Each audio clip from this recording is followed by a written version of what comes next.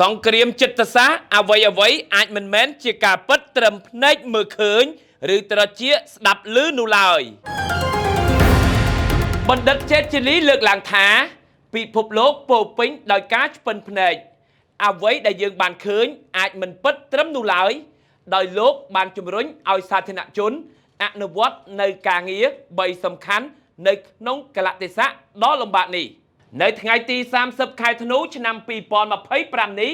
ឯកឧត្តមសាស្ត្រាចារ្យបណ្ឌិតចេតជាលីសាកលវិទ្យាធិការនៃសាកលវិទ្យាល័យភូមិន្ទភ្នំពេញបានផ្ញើសារតាមបណ្ដាញសង្គមដោយចែករំលែកទៅកាន់មហាជននៅធាតុចូលដ៏សំខាន់ដើម្បីជាការត្រិះរិះពិចារណាដើម្បីការពារខ្លួនកុំឲ្យធ្លាក់ចូលក្នុងអន្ទាក់នៃសង្គ្រាមចិត្តសាស្ត្ររួមទាំងកិច្ចការណាខ្លះដែលយើងគ្រប់គ្នាក្នុងនាមជាប្រជាជាតិខ្មែរគួររួមគ្នាធ្វើ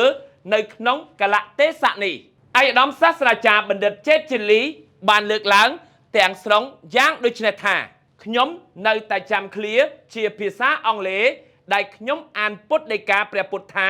The world is full of illusion ពិភពលោកនេះពោរពេញដោយការឆ្ពិនភ្នែកអ្វីដែលយើងអាចឃើញមិនមែនមានការពិតត្រឹមនោះឡើយយើងមើលស្ករគ្រាប់មួយគ្រាប់ថាជាស្ករគ្រាប់ព្រោះសមត្ថភាពភ្នែកយើងបង្ហាញត្រឹមវាជាស្ករគ្រាប់មួយគ្រាប់តែបើយកមីក្រូទស្សន៍មកពង្រីកមើលយកទៅធ្វើពិសោធន៍គីមីយើងនឹងឃើញមានមេរោគមានសារធាតុផ្សេងលើសពីដុំស្ករគ្រាប់ដែលភ្នែកប្រាប់យើងដំណើររឿងរបស់ពិភពលោកក៏ដូចគ្នាយើងជាអ្នកមើលម្នាក់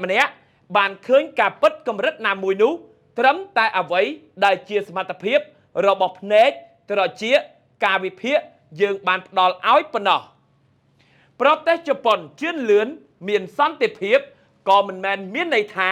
គ្មានបញ្ហាព្រំដែនគ្មានបញ្ហាអធិបតេយ្យនិងឯករាជ្យភាពនៃទឹកដីបញ្ហាកោះភាគខាងជើងជាមួយរុស្ស៊ីព្រំដែនទឹកជាមួយប្រទេសជិតខាងដទៃទៀតវត្តមានយោធាបរទេសលើទឹកដីខ្លួនជាដើមឡាសុទ្ធតែជាបញ្ហាដែលទាមទារពេលវេលាវែងឆ្ងាយនិងវិធីដោះស្រាយផ្សេងតាមសារជាតិពិតនៃបញ្ហាកម្ពុជាយើងក៏ដូចគ្នាបញ្ហាព្រំប្រទល់ជាមួយប្រទេសជិតខាងបញ្ហាឯករាជ្យជាតិកម្រិតណានិងបញ្ហាផ្សេងទៀតសុទ្ធតែជារឿងដែលទាមទារពេលវេលានិងវិធីសាស្ត្រផ្សេងគ្នាទៅតាមពេលវេលានិងតាមធម្មជាតិជាក់ស្ដែងនៃបញ្ហាទាំងនោះសូមយកគំរូតាមជប៉ុននិងតាមប្រទេសនានាដែលយើងអាចរៀនសូត្របានសូមទុកបញ្ហាដោះស្រាយបន្តតាមសភាពតឹងតែងឬធូរស្រាលរបស់វាយើងបន្តកសាងអភិវឌ្ឍសេដ្ឋកិច្ចអភិវឌ្ឍប្រទេសយើងកន្លែងណាដែលគ្មានបញ្ហារីឯកន្លែងមានបញ្ហាសូមរួមជាមួយរាជរដ្ឋាភិបាលក្នុងការបង្រួមបញ្ហាឲ្យតូចបង្ខិតដំណោះស្រាយពីប្រដាប់អាវុធមកជាការនិយាយគ្នាទោះវាស៊ីពេលយូរបន្តិចក្តីថៃមិនអាចរើប្រទេសយើងក៏មិនអាចរើប្រទេសដូចរើផ្ទះចេញពីកន្លែងនេះហើយក៏មិនអាចសម្លាប់ផ្ដាច់ពូជគ្នាបានត្រូវរៀនរស់ជាមួយគ្នានិងរៀនរស់ជាមួយបញ្ហាដែលនឹងត្រូវដោះស្រាយរួចនៅពេលណាមួយដោយជប៉ុនរៀនរស់ជាមួយបញ្ហាកោះនិងព្រំដែនដែលមិនឯកភាពគ្នាអ្វីដែលយើងត្រូវធ្វើភ្លាមចំពោះមុខនាពេលនេះគឺ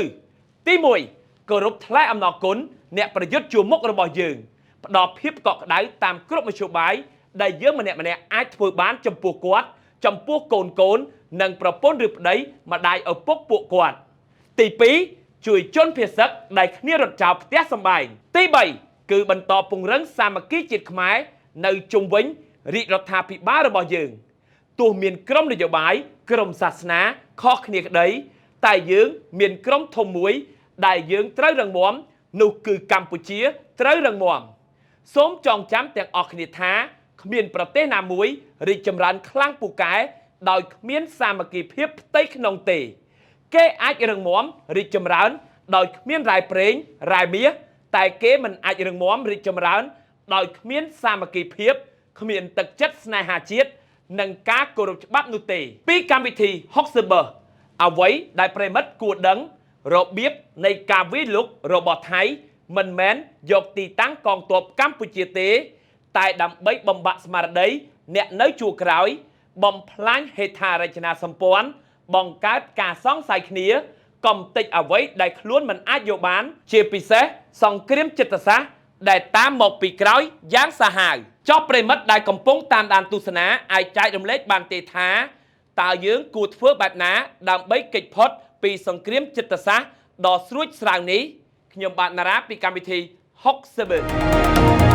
60